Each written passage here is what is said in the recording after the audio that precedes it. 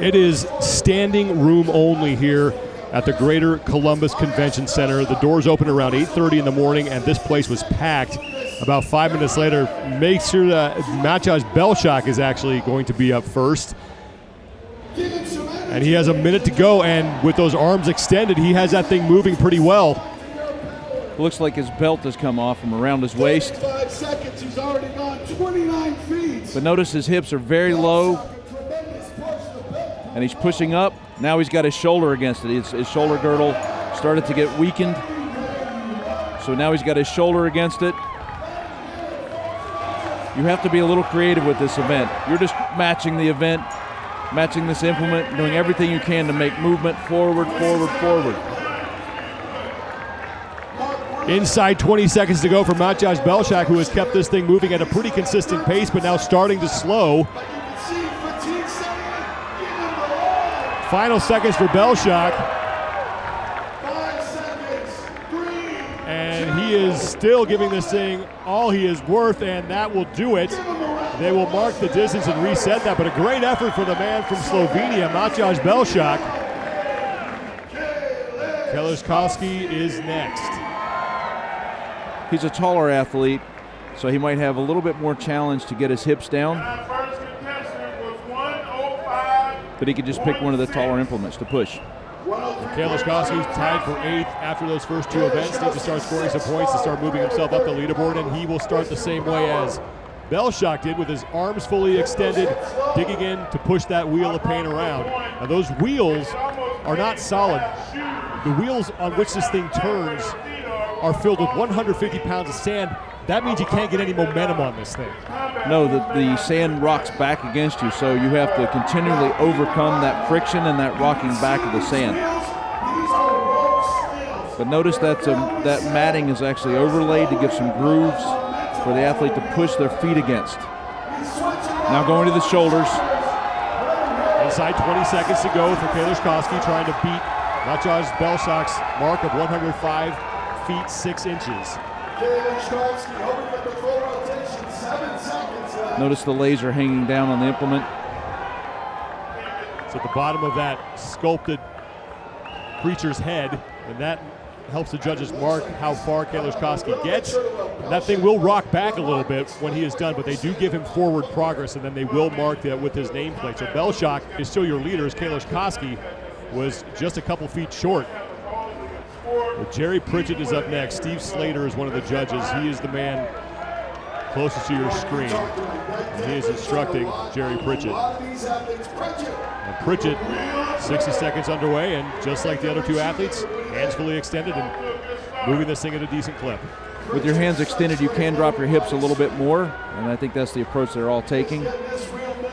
But that's a tremendous amount of pressure against your hands, your wrists, your elbows, and your shoulders, your upper back. If you follow Jerry Pritchett on Instagram, you may have seen him practicing this. He works as a metal fabricator for a public utilities transportation department in his home state of Arizona. He rigged up a barrel that he attached to his truck, and he would push his truck up a hill to sort of simulate this. So he's kind of practiced this kind of movement. Well, that just means he's preparing. He's a professional. Maciej Belczak still has the top mark, but we are early. This is only our 3rd of 9 athletes to go here. 105 feet 6 inches is the top mark, and we're inside now 5 seconds for Jerry Pritchett. And Pritchett is done.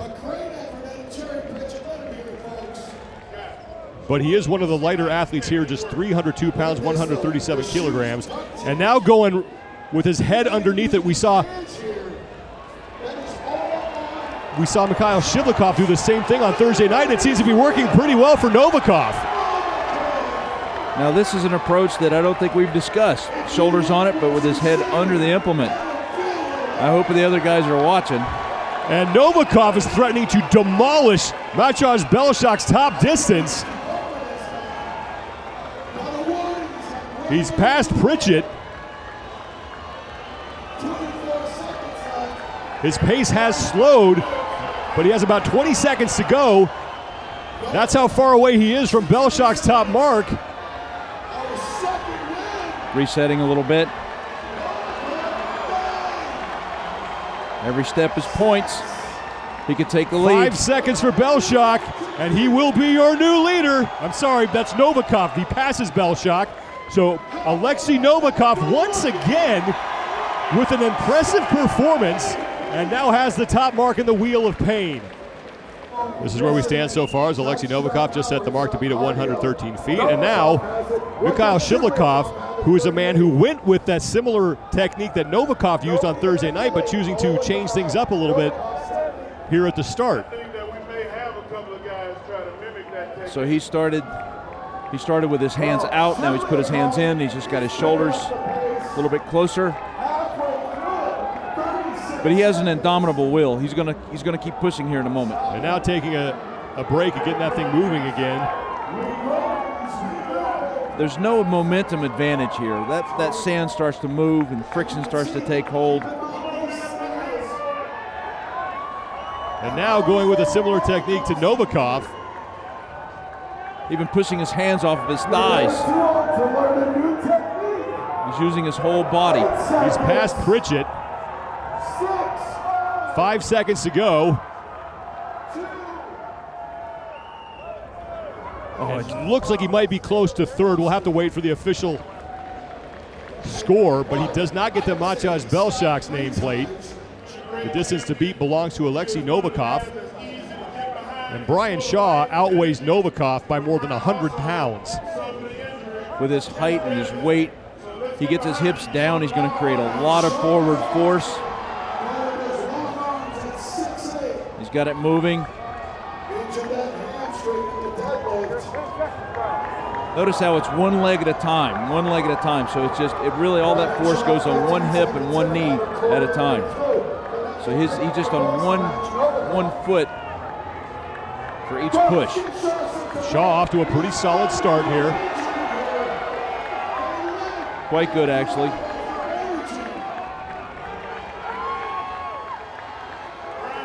Very low position for a man of his height. That's a lot of leverage. 20 seconds to go now for Brian Shaw. Moving at a very steady clip and continuing to gain distance. And now, okay, the pain is set in. He's going to this other technique as a tall man. That might not work for him because of his height. Shaw, by any means necessary, just trying to move that thing, and that'll be it.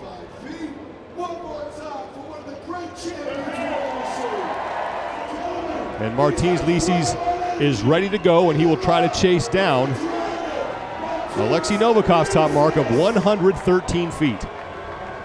Got a good start. Hips are low, very good leverages. He's pushing up on this implement. Licis with a good pace. Yes, he does. And as you saw yesterday with the Husafel stone, he's got that good rhythmic breathing, forcing air in, pulling air, forcing air into his lungs and pushing air out of his lungs. 30 seconds. He's past Pritchett. Pritchett's mark was 76 feet 9 inches. This is where it comes down to will. What does he want to do with this implement is up to him at this point. He's now past Brian Shaw. Shaw's mark of 95 feet. And he's creeping up on Alexei Novakov. And Martins Licis looks like he will be your new leader. And he still has some time, and he is done. But Martins Licis overtakes Alexei Novakov, and with 2 athletes to go, he has the top mark. Remember, they are only able to push from the rope section. Rauno Heinla from Estonia up next. The top mark belongs to Martins Licis, 119 feet 9 inches. He's got a little bit of momentum going, as much as you can create.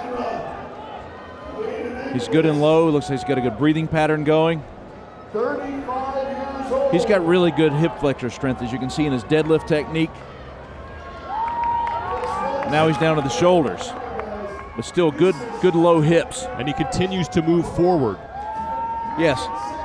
So you take out the weaker musculature of the shoulders and pushing the implement, but your hips come a little bit higher, and you can't lean into it quite as much when you go to this technique, but it does help create a little more force forward, and that it's on your shoulders. And each of the athletes appear to also have learned that they can push against their thighs.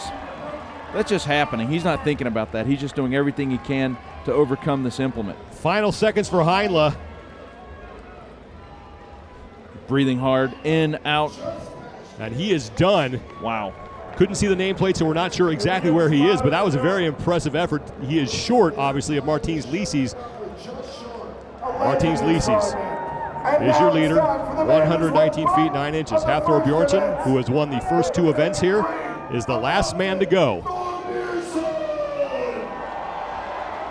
And here we go. Hafthor's from Iceland. He's going to call on a lot of spirit. In Icelandic, they say "Kommissar," which means "come on, let's go." Bjornsson moving extremely well here. As long as he doesn't finish towards the bottom, he will remain your overall leader.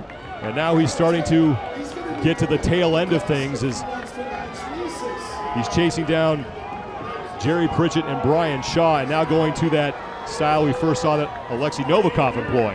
Inside 30 seconds. 20 seconds. There he goes. He passes Pritchett. This one will be close. Yeah, so every name that he passes is points. But he's keeping it going. He's got his shoulders against it. He's keeping his hips low, even for a tall man. That's where Licis' nameplate is, and Bjornsson is quickly approaching that. Final seconds, and Hafthor Bjornson may not have gotten there, but he was close. He might have been a few inches short, and he collapses as something finally brings down the mountain.